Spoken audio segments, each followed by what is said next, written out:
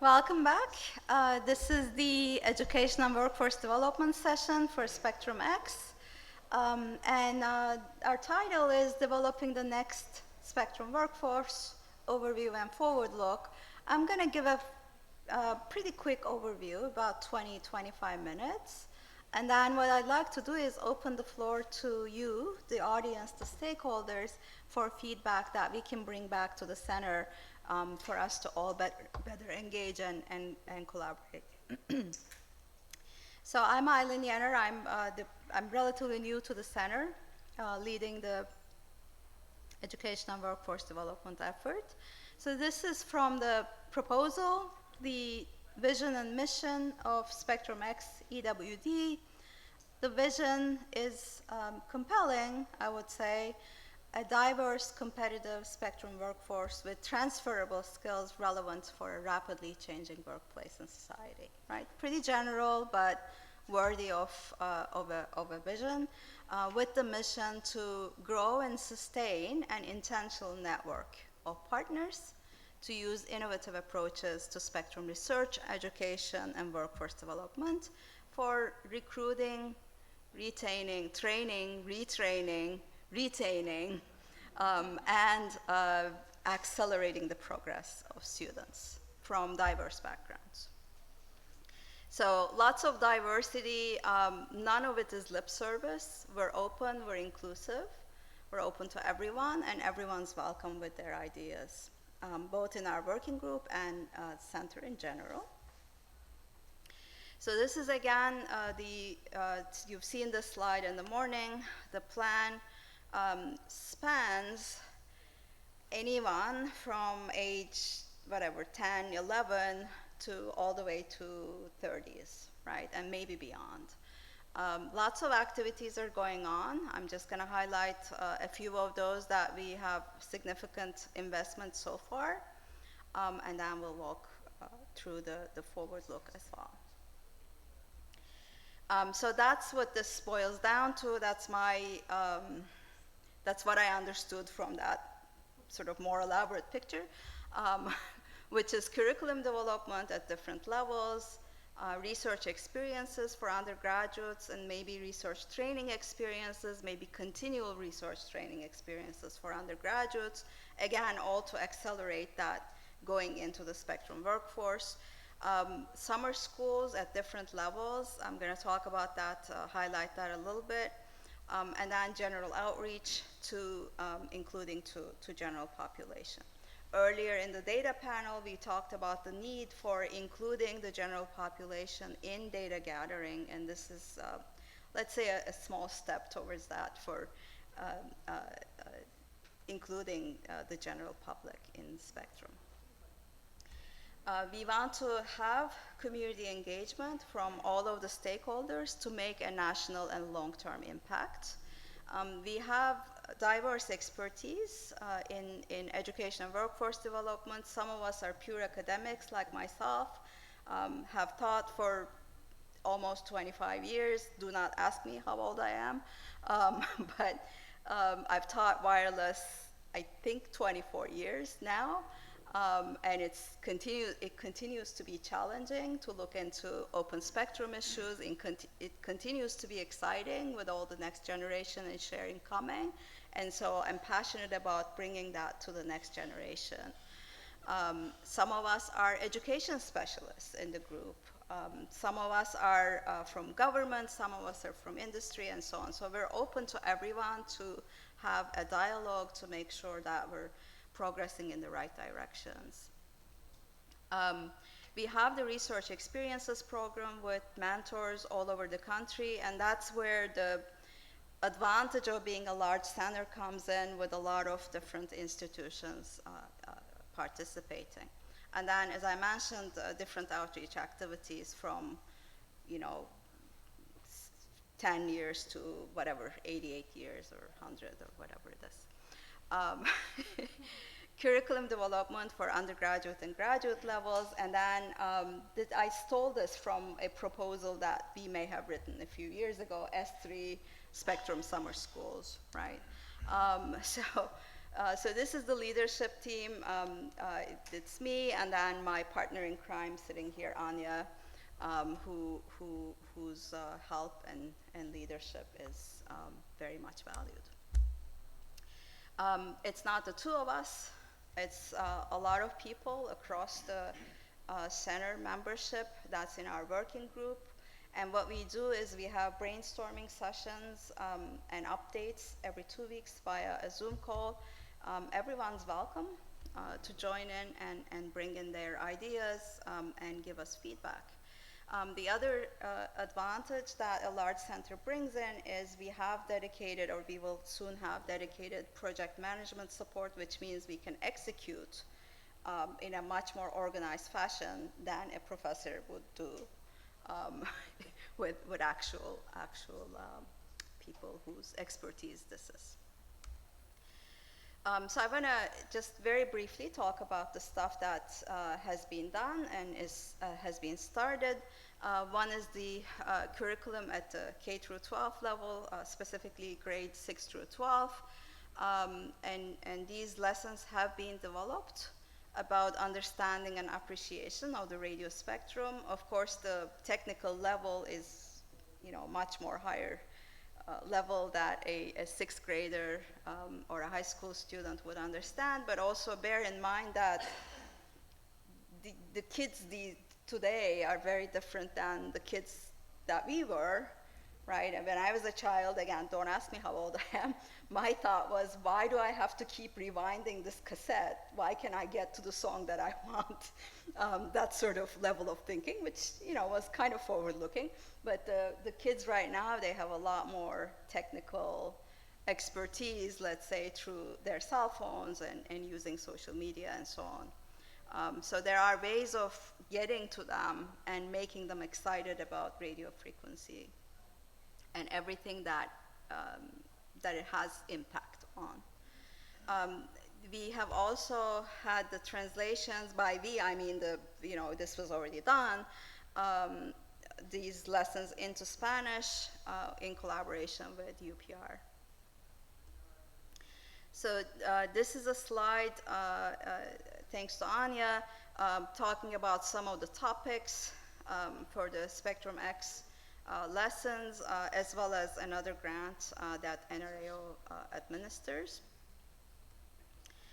The next step, once we got excited, once we got the high school kids excited, they come into undergraduate, what do?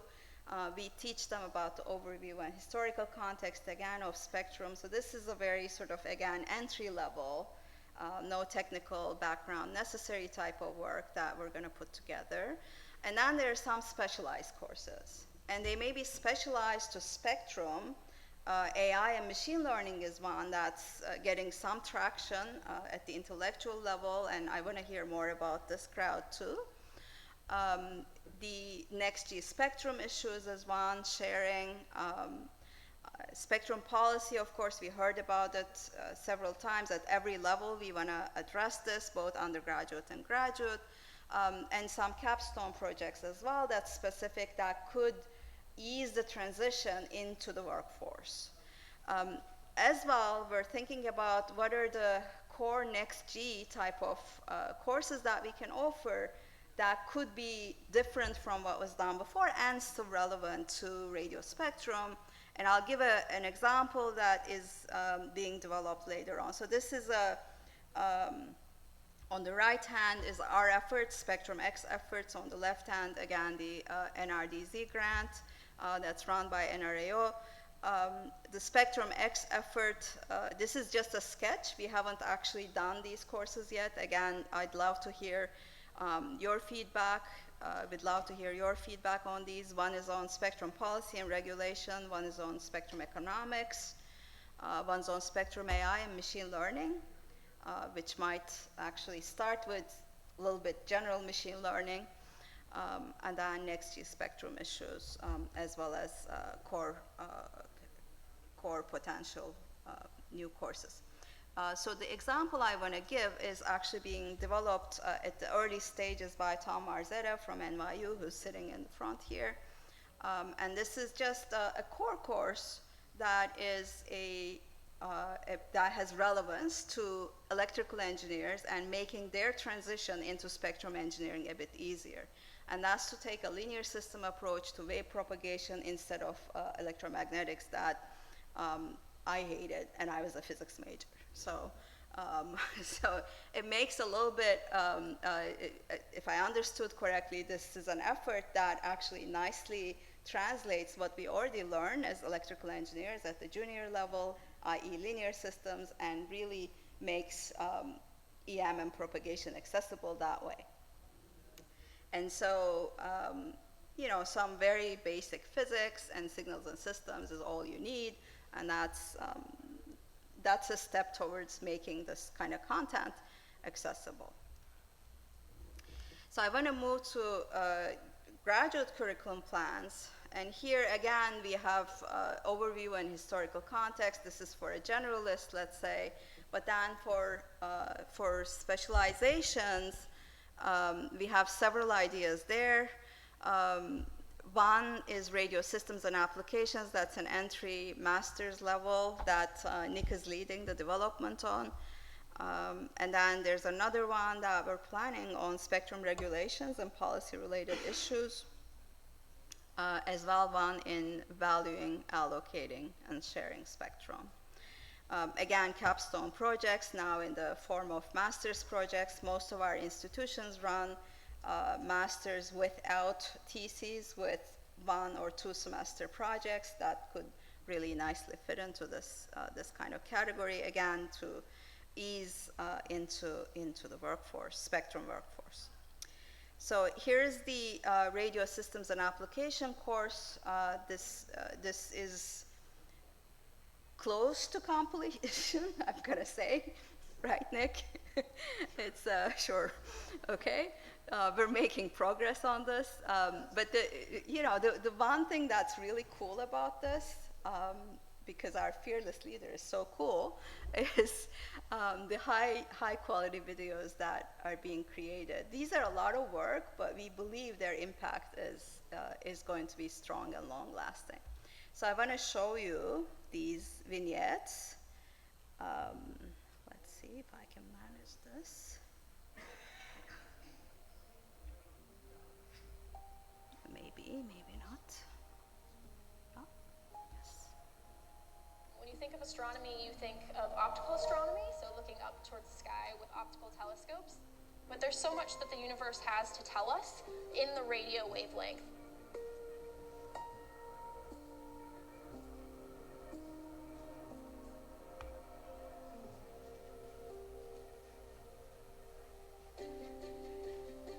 There's always a want to be able to observe the universe.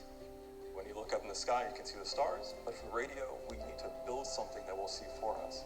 So in this case, we have radio telescopes that will measure these meter wavelengths, so tens to hundreds of megahertz, all the way up to almost terahertz.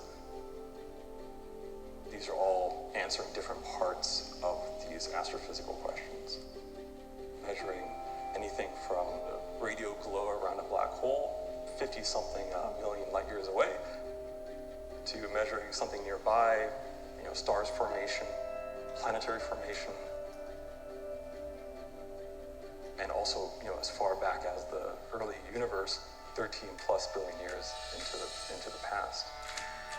NRAO is in the business of designing, developing, and building some of the most sensitive radio frequency receivers on the planet,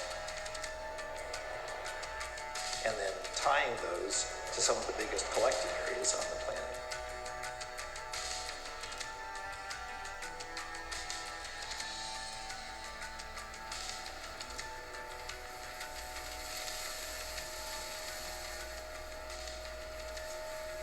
We're standing about 485 feet in the air on top of the Green Bank telescope. So we are standing on top of our receiver room. And what you can see right here is actually a bunch of different receivers. So this is our dish. It is 100 meters across, so we are a 100-meter radio telescope. And that 100 meters is actually part of a 208-meter parent parabola. So if you think about a normal radio dish, it's typically that circular dish with 4 struts that come down, and your receiver is at the center. The Green Bank Observatory is pretty unique because we have an offset feed arm, which means that we can use more of that parabola when we're doing our observation. The mission of the Green Bank Observatory is to further the advancement of science, and we do that through using technology and equipment for our professional astronomers to make sure that they're able to get the best science data possible. And we also further that mission by inspiring young minds. So there's a lot of grade schools and Boy Scout groups that come in, and they're able to use telescopes on site, including the 20-meter and 40-foot telescopes. And we also have the 20-meter telescope, which is available for university use. So the Green Bank telescope has a pretty sophisticated radio system. So we collect the signal at what we consider the front ends, which are the receivers themselves, which are feats of engineering. A lot of people like to do science with neutral hydrogen, which is at the 1420 megahertz line. So our L-band receiver is probably one of our most used receivers. As you get to higher frequencies, you have people studying active galactic nuclei. Lower frequencies, you have people studying pulsars. So really, the full range from about 200 megahertz to 116 gigahertz is extremely important to all of our observers.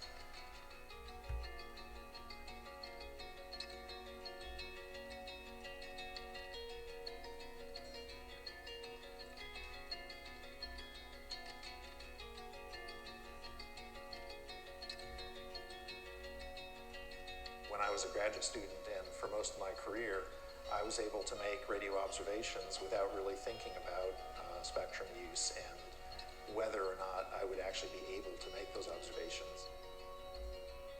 As we enter an era where there's increasingly competition for use of the spectrum, I just wanted to make sure that future generations of radio astronomers will have clean spectrum where they can continue to make those great scientific observations. Being able to generate and provide high-quality data, making that integrated instrument that will be able to generate and provide the answer to the questions people ask. It's very an interesting challenge that is worth solving. I love working in this position because I get to see scientific discoveries happen right in front of me. I get to make sure that the telescope is working for these giant projects that are really on the forefront of discovery. So I've been able to see the nanograv announcement. I've been able to see people discover molecules, and it's been truly incredible to watch us as humans look up to the sky and start to understand things more.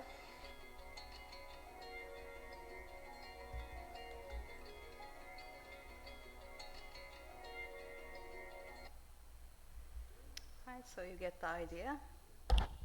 And these are the kinds of videos we believe can actually reach larger populations. They're done well, they're done professionally, they talk about the importance, they are nicely representative. Note the hard hat on the fantastic engineer, right? So thank you, Nick, for leading this, and we're gonna have more of those. Oops, if I know how to go forward.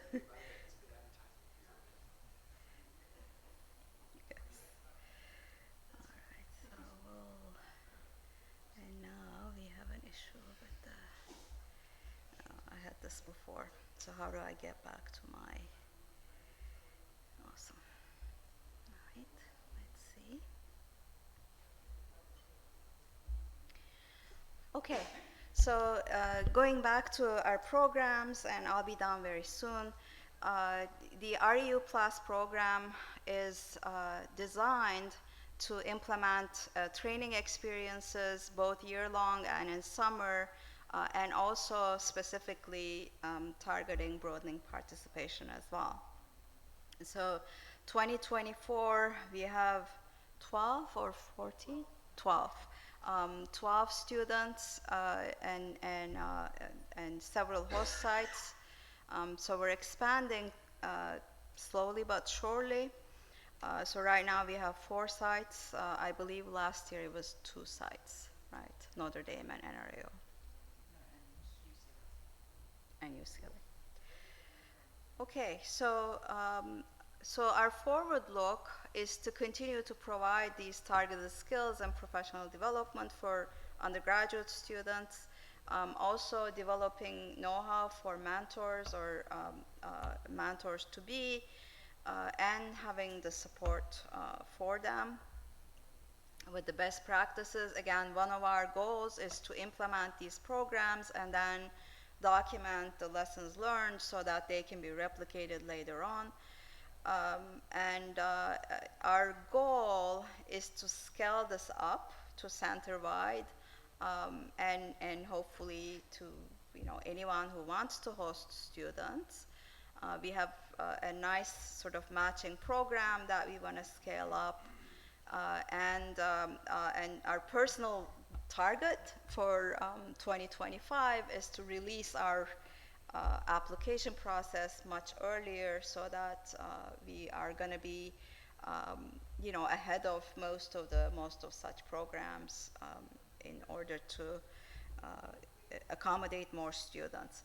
Again, here, the center grant provides a certain number of students, but that doesn't mean we have to be limited by those. By having the center institutions and collaborating with them, we can go and look for additional support. We seem to be getting really worthy applicants, and this is only going to grow. So there is that interest in the undergraduate community as well. Other efforts that we have, this is general outreach. I want to mention citizen science. So this is the development. This is also already completed. The development of the RTL SDR kit to build a heat map of radio signals across frequencies. And these are distributed. The first 52 have been distributed to member institution feeder schools. And outreach activities. Again, this is something that we can continually engage citizens in let's say, engaging with Spectrum. So one thing that I want to highlight is Spectrum Summer Schools. This is an idea of bringing people into one, say, college campus at different levels, undergraduate, graduate, and maybe continual education, and then provide them with lecture-style, tutorial-style lectures, and also sort of networking activities.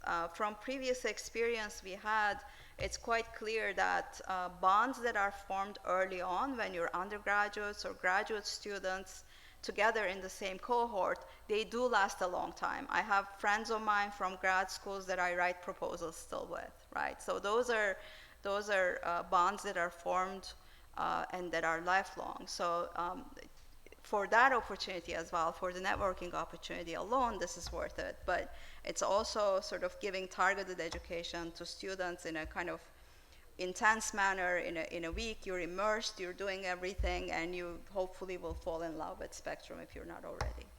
So what we've started here in SpectrumX is building upon the wonderful initiative that Maria Zleva here has started a couple of years ago for her own grants, NSF grants, and that's an undergraduate school running at University at Albany. And what we're doing this year is making efforts to scale it up to be a center-wide school. So that's where we're starting. We already have this infrastructure and we're building on it. The idea here is, and this is, there's a QR code that you can scan. I did not do the slide, as you can see. With all the technology and everything. But the idea here is to introduce undergraduate students without necessarily a sophisticated wireless background to wireless, to sort of also hands-on activities, including hacking, right? So how do we hack Wi-Fi signals and so on. So it is an opportunity for us to grow into as the center, and we're taking that by adding,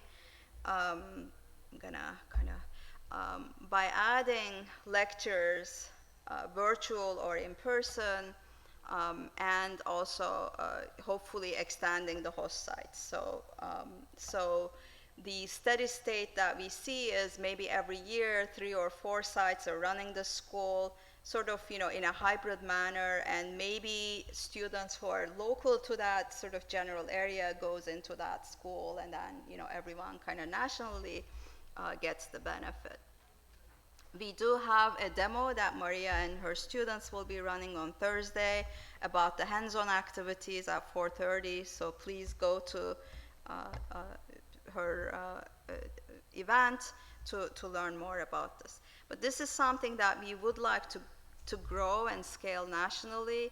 And while we are starting with undergraduate curriculum, we're open to also including master's and continuing education type of activities. Again, sometimes 1 week of intense activity goes a long way. And while it is taxing on the time for that week, it might actually have a lifelong benefit. So that's all I have with the short overview, which is about half an hour. So what we want to do next is I want to also invite Anya here, my deputy director, to get your feedback. What do you like about this? Hopefully you don't hate anything, but if you do, please tell us. How can we improve, and what other activities do you see as important for us to tackle in the next couple of years? Tell us gently. Yes. Thank you.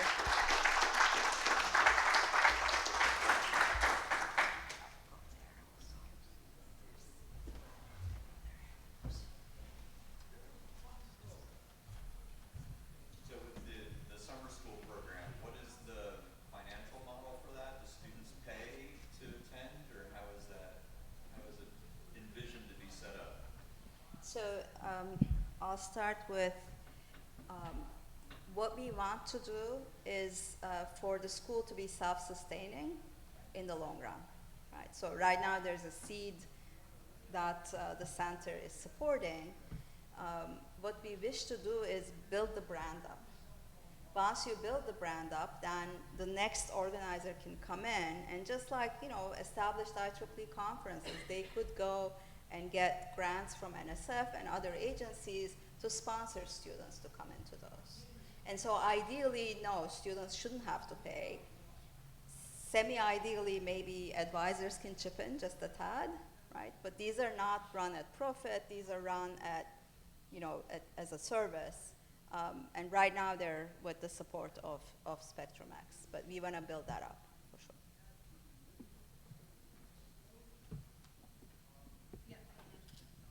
So in thinking about scaling up, I see a lot of delivering curriculum to students. What about teacher training, right? So one piece of sustainability could be faculty training institutes, right? So that faculty who don't have access to wireless or spectrum knowledge or curriculums, right, could then go on and teach it at their institution instead of having a summer standalone that might not be sustainable. Sure. Yeah, so the excuse the frog in my throat. So I do know that originally, when we were planning the summer school, that was very much part of the thinking behind, having the different satellite locations and starting to scale up. And that was that each of these host sites would have a TA who would work with Maria to actually be trained in the content that's going to be delivered for that particular site, because you don't want one person having all that knowledge and essentially it goes no further from there. So you really want this knowledge to be spread out across the campuses, across the institutions, so that they can continue to do work beyond the summer school if they want to do that. We had a teacher training initiative in terms of once we had, for example, K to 12, we had developed the lesson plans. Or grade 6 to 12, we had developed, there was, formal education training that happened with that in terms of not just the teachers who developed those plans, but also, teachers to be able to use those lesson plans with the equipment in the classrooms. We don't have a specific model for that, I think, you know, in terms of formal training for the summer school, but I think it's a very good, you know, very good inclusion to have, and it is noted. I'll jump in and just add, this is a great idea that we'll take back. The other thing is, you know, whether we like it or not, the Zoom thing is never gonna go away, right? Yeah. So in a sense, having these online deliveries and then kind of storing them, these also become sort of accessibility tools that we didn't think of that way before, but with COVID, we're now in realization of this. So in some sense, we're able to provide, if they have a connection. If they don't, then that's a whole different story, of course, digital divide and so on, but they have a connection, they may be able to get not necessarily the interactive, but at least the training. So we can also kind of just distribute those to those who don't have access to get, you know, some access. Yeah, it's hard to believe that this, I mean, we can barely remember, but this proposal was actually written during COVID. You know, and so the initial idea was very much that most of this would be done over Zoom. So, you know, central campus would be, you know, with Maria, and that everything else would be delivered by Zoom with TAs at the different institutions, and we've just stuck to that. Yeah, so I had kind of an addendum to that previous question. So there's a strong focus here on undergraduate and graduate curricula and kind of, you know, formal education paths. But Spectrum is a very dynamic field that has a lot of aspects to it. You know, there's the whole infrastructure, implementation, operations, all of that kind of stuff. And I feel like places like trade schools and community colleges could be really useful, untapped resources here. Given that SpectrumX has an industry advisory board, I feel like there's the potential to talk to them and figure out where are the hubs of development for Spectrum around the country, and is there the potential to, you know, build up these smaller institutions who can help develop the Spectrum workforce through those areas as well. Is this something in your vision too that you're pursuing as well? It absolutely is with the REU program.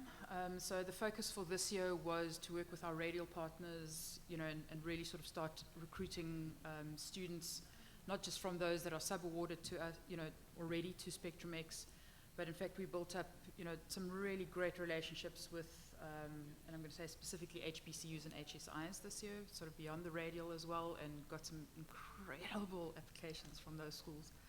And so the next year, the intention is to, you know, then start looking at tribal colleges and universities as well as the trade schools.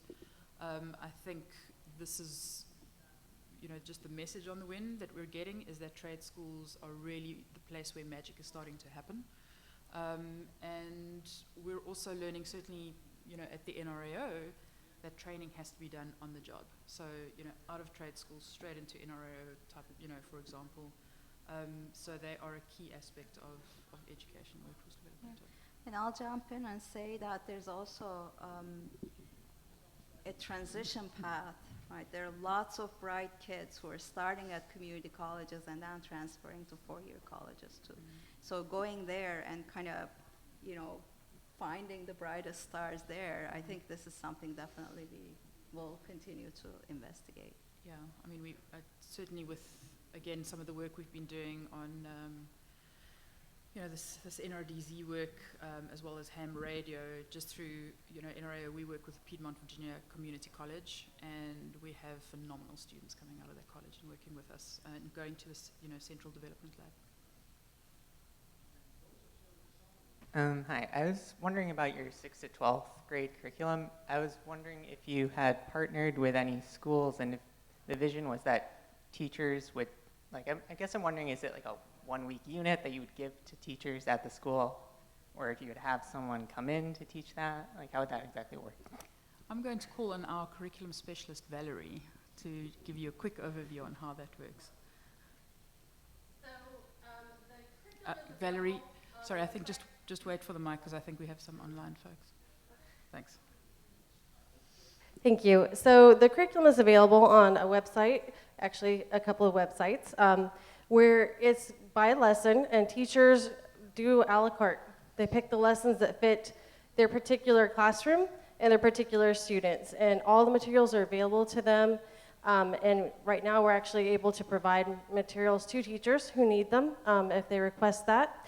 And so they just pick and choose what they would like. We are in the process of creating videos, which will be instructional to teachers so they can learn the background information that is necessary to teach those lessons, and be guided through the activities. Yeah, so you can essentially select, sorry, I'm going to lean over so I can see you. You can select one lesson if that's where you feel your gap is within the curriculum that you're teaching. You can use them as the unit, you know, some 20, you can use them plus the NRDZ developed ones. And it really goes through everything from what is what is the spectrum and what is an electromagnetic wave, all the way to sort of more complicated, areas of, terms and so on. But I think the real magic about this is, A, it was developed by teachers, so who know how, why, and where they're struggling, in terms to teach the radio spectrum. But secondly, also a real focus on using, where possible, everyday stuff to teach. So building like RFI chambers out of pots and pans, and using an umbrella and balls to talk about how radio telescopes work. And it really is, have a look at it. It's actually a lot of fun. Okay, yeah, I was just wondering if you, like, what your outreach was to teachers themselves. Like, how do you convince them that this is an important topic that they should include in their curriculum? We pay them, no, I'm joking. I'll add to that, like, many of us at institutions work with, so like at UVA, we have an initiative right now to work with the most 40 underserved high schools in the state, right, and recruit from there. And so we have their counselor list, right, we talk with them, like, not just how is the outreach happening, to encourage them, but who are we outreaching to, right, like, and what groups are our target, right, and so I'd be interested in seeing kind of that communication.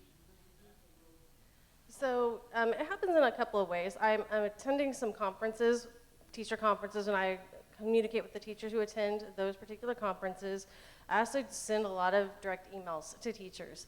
I look for schools that are serving the more impoverished populations, underserved populations in all the states that the SpectrumX institutions are located in, and all the other states, honestly, as well. I've also reached out to tribal institutions that have schools, so I try to find those students who I think could benefit most from some extra help.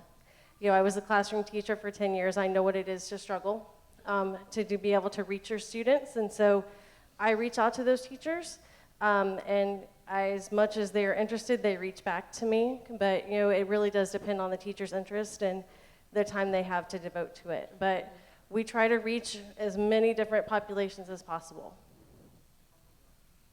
Yeah, also just to say that the lesson plans went on, they're currently sitting on Share My Lesson, which is, probably just the biggest site for distributing lessons, correct, within the United States. Is Share My Lesson right? Yeah, 2 million. 2 million, yeah, users. So trying to sort of put them in places which are really accessible, the kind of places where teachers go automatically. In terms of teacher training and being able to, support teachers in actually, using these lesson plans, of course we are budget limited. So, in terms of distribution, the focus has been on working with the partner institutions and their feeder schools. So they were given sort of first choice to sign up for kits, that support teaching those lesson plans. And as we go, if more funding becomes available, we'd love to be able to distribute more of those kits, and lesson plans according, out there going. So as a follow-up question regarding to Sector 12, have you considered interact with state level and local region science fair organizations so that you can have a independent body to evaluate a student, like have a student enter a science fair so that they can get the actual, vote, whether they win the science fair or not? Have you considered that? We have not, but it is noted. Thank you. Yeah, I love science fairs. They're a great platform. Oh, hi. I was curious about the level of high interest that the students at K through 12 and even in collegiate, are they, with the specialized tracks being formed, are they actually gravitating more towards the non-specialized tracks? Or are they actually saying, hey, I want to be an RF engineer, or I want to get more highly technical? What, I guess, advisors are helping those students kind of find those pathways? I don't know. Do you know? So the, I mean, the idea there to design this curriculum is to kind of identify courses that would give that specialized education. So every, let's look at, I'm not going to look at the K through 12, but let's look at the undergraduate. Most undergraduate ECE programs have, right after core courses, some kind of wireless networking, wireless communications type of courses that are already there, right? But are they talking about what the next generation spectrum engineers should be doing? They're much more sort of general, right? Talking about communication systems and so on. So what we want to do, when I say specialized courses, what we want to do is steer them towards spectrum knowledge a little bit more, right? So maybe you take a wireless course, you love it. Here is the spectrum engineering course next that's going to talk about all of these allocations and technologies behind it and so on. And so you'll fall in love more and want to work in that area. That was the thought process behind that slide. That makes sense. Well, and I think building on that, it'd be helpful to have like an advisor module or training, right? Like on what this can do for students, so the advisors can guide. And it can be asynchronous like some of the other stuff. Again, one of the ideas or one of the most important things we can do as a center is to have these activities and then document. These are the things that weren't so great, right? That includes the failures, but also like if you're going to teach this course, it would be good if the student had this, and you can summarize it in these two lectures or something of the sort. I mean, I can say we are constantly beta testing. We think it's beta testing, but then we do another round. I mean, how many times have we prototyped between the NRDZ, I think, and the SpectrumX lesson plans? So we're about to sign up another group of teachers, to do it again, because we keep sort of getting feedback from the teachers that we distribute to and that have been working with us. Integrate that back in, send it out again to different classrooms, let them test again. So yeah, but I think an advisor's guide would be a great addition to that as well. I was gonna precisely ask about that, if you had a way to track who was using it and if you were measuring somehow the impact and if you were getting the feedback and how were you using that feedback to make the product better. Yeah, no, so we have, as I said, we've got Valerie has her, specific sort of group of teachers that grows and changes, that she does all her beta testing with, we're now doing the Spanish sort of in an informal setting through UPRM, as you know. But, we really hope, by putting things on Share My Lesson, you can tell how many times it's been downloaded and by whom, but unfortunately you're not able to track, and so we very much rely on the feedback coming from people who have used it outside of the formal system of measurement that we have set up. So.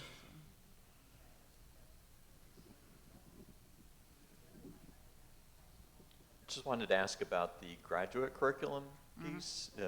So you mentioned you have up on the slide a 3-course sequence, and then maybe branding that or somehow,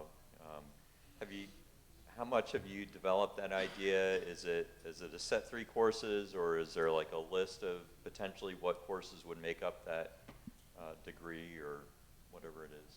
Can we get a mic to Nick? So the plan of the proposal, as I understand it, was 3 courses.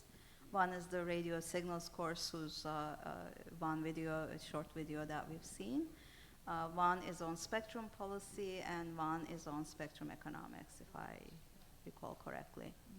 Now, we don't have to, and probably we will not. That was the first time.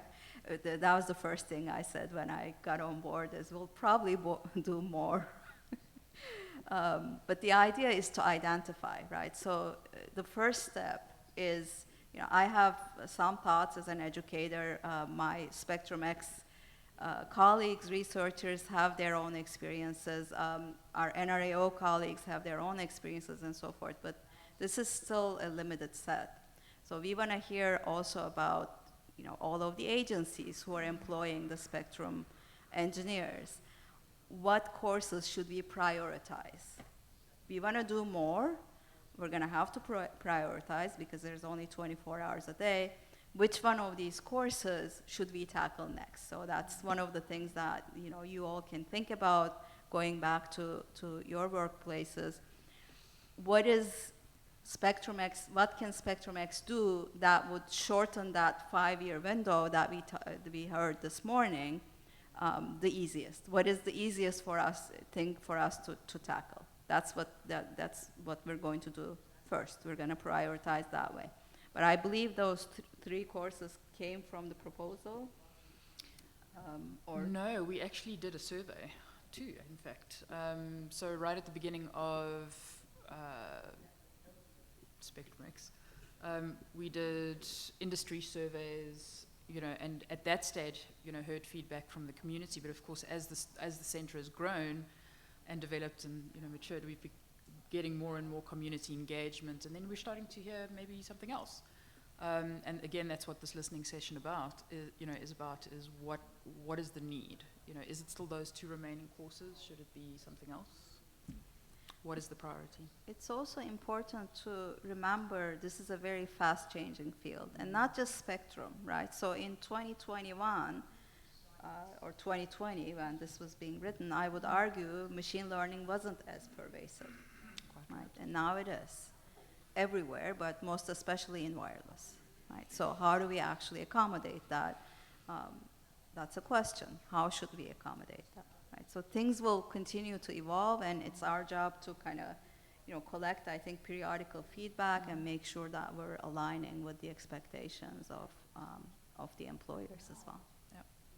And the workforce also changes every year, right? So the needs will here this year, next year might have changed, or they might be more drastic, or things change.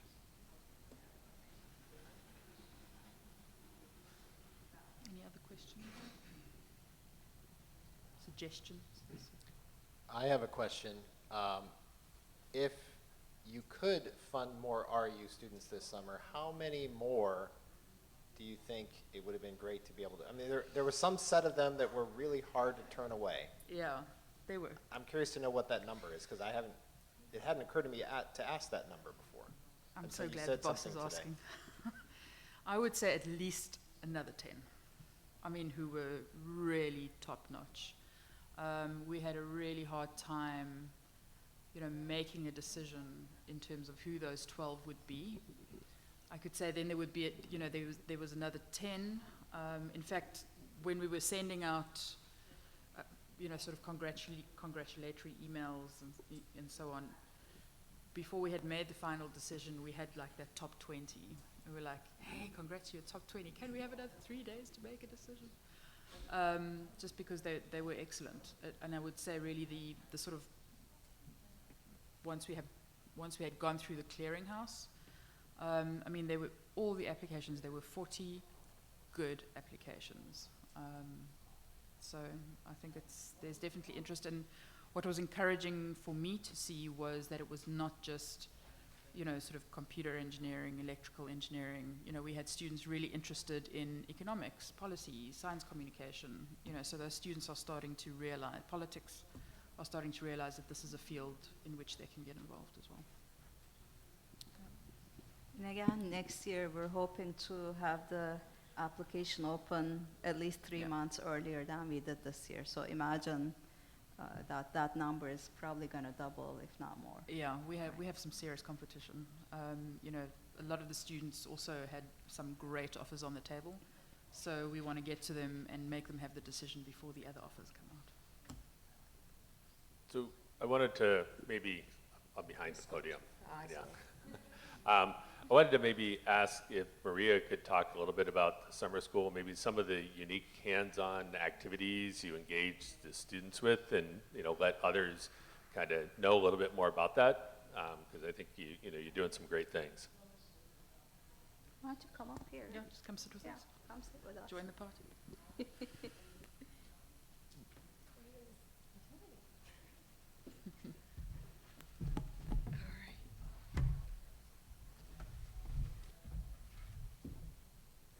Can I go to the slide? Sure. Because I can show photos. Sure. She has pictures. So, yeah.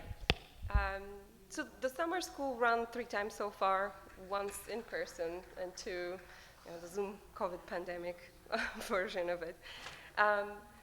So basically, it tries to kind of draw on these first-hand experiences as Wi-Fi users and cellular users to get students to engage a little bit more deeply with what they're actually using in terms of understanding, how these technologies work, what it takes to put up infrastructure, and then all of that kind of leading into issues of spectrum use. And so, I thought it's always maybe exciting to break stuff and try and understand how they work. So that's kind of how in part, the activities came together. So, we have activities just to help students explore Wi-Fi in a little bit more depth. So once we've talked about, what sits behind your Wi-Fi access point being named, Yolbon or EduRoam, then people can look at, what generation technology they use, what channel they operate on, what's the signal strength that they're perceiving the Wi-Fi access points, and all of that through tools that are available for free on the market, such as NetSpot. Then we talk about tools that you can use in order to inject traffic into networks and measure the performance of those networks. And that's where things like iPerf and ping come in handy. Then we get engaged into setting up our Wi-Fi network, 2 of them really, and basically using those tools that we've introduced earlier on to both observe as well as inject traffic and overwhelm networks that we've set up while measuring their performance, just to see how I can do these stuff, right? So injecting controlled interference and controlled congestion into the network to appreciate what happens really behind the scenes when you cannot get that email or that cute cat video across. So that's sort of, hands-on activities around technologies that they use on a daily basis. And we talk a lot about the spectrum just in the context of, Wi-Fi to appreciate it. And then we branch out into, well, but you use the spectrum for a bunch of other stuff. And so sort of the culminating activities so far have been the scavenger hunt, which Karen and Vasu here and Andrew, who's I think doing something else, have all, who are my PhD students, have been super helpful in designing. That effectively each one of them created kind of some signature transmitters, either through commercial technologies like a TV-wide space base station that we run on campus, or small scale in the lab software-defined radio transmitters. And students were tasked to build a sensor first out of an RTL and a phone, and an app that is not from our lab, but something that's available on the Android market, and just go and find those transmitters that we planted around. We did have a bit of a sort of foray into offloading data from the phones then and trying to visualize it. But I really hope that we can grow the scavenger hunt into a bigger activity with more emphasis on evacuating the data from the phones and processing it and analyzing it, and potentially also complementing with other data and starting to dabble more into visualization, characterization, and marrying those 2. And we actually had a capstone project just this past semester that won the Best Capstone Award for the department that deals with visualization. We hope that's part of what we will demonstrate on Thursday, and we hope to build on that with, and with the scavenger hunt and with hackathon activities to just continue growing visualization and analytics. So yeah, that's, yes. Questions? Well, my question is related to, thank you. So my question is directed to industry affiliation programs, because this is, when talking about hands-on experiences, the industry also can help a lot in these cases. Are there any plans for undergraduate and graduate levels for industry affiliations? Right. Yeah. So we had that very question, but from somebody in industry and government this morning, saying, do you have any plans? So what I'm hearing loud and clearly is that we need to, shape up in that. We will definitely start looking at that. We already have, you know, on the SpectrumX website, I know for a fact, any position that is sent to us, you know, for work within the spectrum sector, or whether there are internship opportunities, you know, we will advertise. But I think we do need to start looking at a little bit more of a formalized interface where we can start putting the students and industry and government together.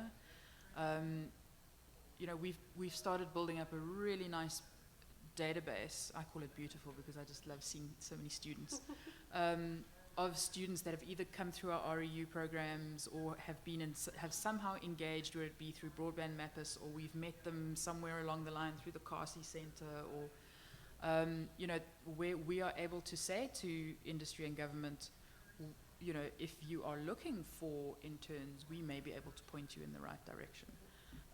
So, you know, that is definitely something we will take back, is looking at how can we play almost that connecting role as well. So to jump in, if your question was about the school hands-on activities with respect to industry input, we're of course definitely open to this. Right now we're building, right? So what we're building is an academic school with lectures as well as these hands-on activities, but as we engage more and more from our partners, from our collaborators in industry as well as government, we're going to be able to include those even more. But from the perspective of hands-on activities, and I'm not sure if there's anyone from the industry here, I think this kind of, you know, summer school, shorter term, intense on hands-on activities provide a lot of opportunity, you know, to just showcase products, basically, and help us educating students with interacting with them, breaking them, understanding how they work, and ultimately that propagating down to issues of spectrum. So yeah, if maybe I'll put an invitation out to, if you have something to offer in terms of a module for hands-on activities, we'd be happy to talk about incorporating those. Scott Fox said DOD will. Thank you. I'm just joking. Thanks. It's so rewarding and refreshing to see the fruits of your labor, right? I know you guys have been working so hard, so it's so great to see the programs. I wanted to just take a second and explain, in the DoD, we're the Future G group, right? So our focus is leveraging commercial technology, 5G, 6G technology, and applying it for the benefit of our warfighters, right? And so one of the areas we're working on in terms of workforce development is with the National Guard. And there's 50 of these, so each state has one, right? So there's a lot of linkage there. And so some of the exercises we've been doing with our NATO partners is taking commercial 5G platforms into the field and leveraging the interworking function and the secure roaming types of capabilities, right? But and we're working with our NATO partners in this, and it's allowing interoperability between disparate radio systems to really work pretty cleanly. Just, you know, putting the 5G waveform aside for a moment. But from a workforce development perspective, we're in conversations with the National Guard about using them to train the National Guard about how to operate these networks, right? When they come to Latvia or Estonia, right? What background have they had? What training? Do they know how to set up a commercial transmitter? Do they know how to you know? So I'm looking at your list here. I just need the slightly grown-up version of this, right? Because we want to explore RF, we want to break it, right? And we have some really interesting scavenger hunts that we'd like to go on. Right? And so really want to knock this up a level. I just wanted to present it because a lot of this is more academic-based and people coming traditionally through the academic programs. But and many of these young men and women have done that, but there's also many others that they just need some basic skills, right? And if you can think about an environment where they're just setting up infrastructure, and when there's interference, how do they understand that there is interference? And then what steps? So it's kind of techniques and tools and procedures to keep the operation going. And it's the background training there that we think is going to kind of change the game to have people embrace this. And so I just wanted to share that vignette, or that I want to follow up and talk with you about how we can take some of this and maybe even apply it there, right? So really exciting, and really thrilled with what you guys are doing. Thank you. This is great feedback indeed. So this falls into the umbrella of continual learning that we haven't yet developed, and this is great to hear. I think we're going to follow up on that. Yeah, I think the other thing that it also touches on, Scott, and it's one thing I picked up on when we did this REU application, you know, as well as, you know, speaking to a lot of people who maybe have different backgrounds, but, you know, are thinking maybe, you know, about spectrum. But, you know, in the application form, we ask all the students, you know, sort of what aspects of spectrum are you interested in, and then there's this, I am new to spectrum. And at least 50% of them were like, had just started spectrum. So there's definitely a gap there, you know, of students that, you know, or a different sort of level of engagement and interaction that can give basics and foundations and help pivot. So that was a clear gap that came out of that data as well. I think we had another one. Sorry. Good afternoon, everyone. My name is Deidreana Donaldson.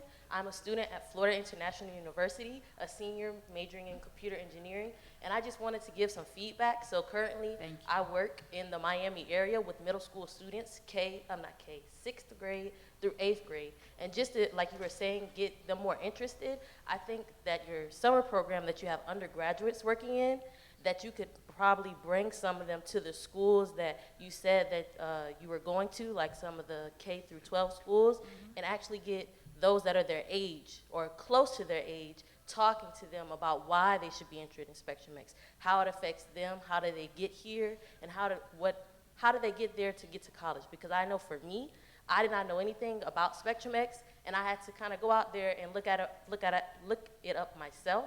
But I feel as though, especially with me working with middle school students, they're more interested in learning about my experience. Like, because I'm 22, and they want to say, hey, like, I'm 13, I'm 14, we're really close in age. I know I'm going to be getting there soon. I'm looking at my future, and how can I learn from somebody that's close to me, and what can I do after following that?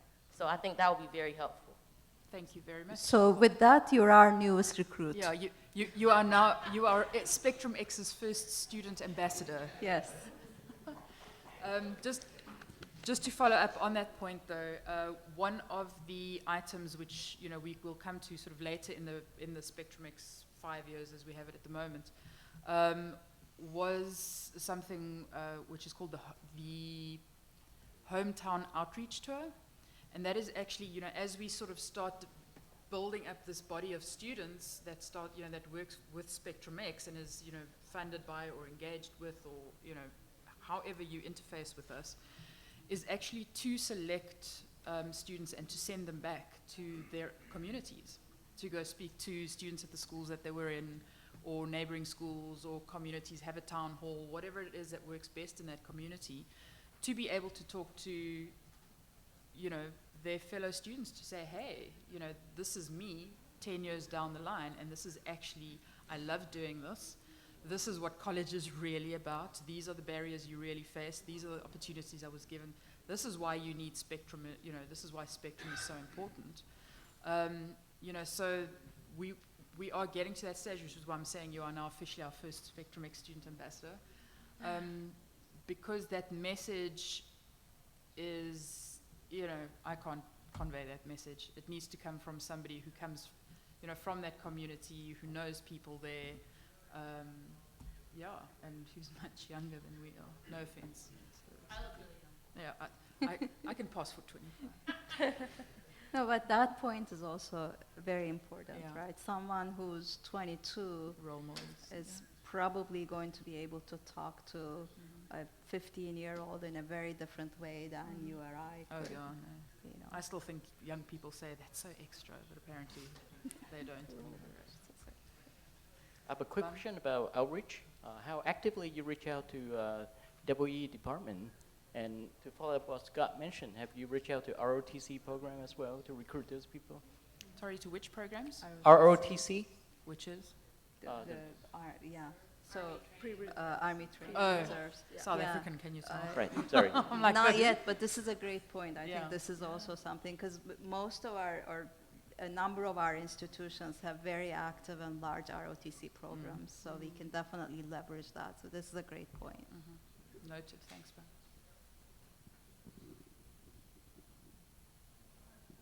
Okay, I want to hear more from the students. Otherwise, you'll have to come and find me during Spectrum. Yeah, just a really good question. It was not clear to me about the hands-on activity. For the interference that we're injecting into the Wi-Fi was based on the authentication packages or just proliferation of some packages to overwhelm the network? Right. So that's what we use IPER for. So essentially, it's a tool where you set up clients and servers on a network. It could be across the internet. In this particular case, we set them up to all be on a Wi-Fi access point. And then students can go wild with sending big packets at a very rapid succession. It's wildly used to evaluate internet performance, network performance. We just use it in this case to have all the students, get up and do a large volume of packet transmission at the same time and basically overwhelm the network. So, yeah. All right, so any last question? All right, awesome. So thank you, everyone. We have a lot of activities, as you've seen. Please reach out to me by email, and let's talk more and collaborate. And we want to hear from everyone, from students all the way to government and industry and everyone in between. Thank you.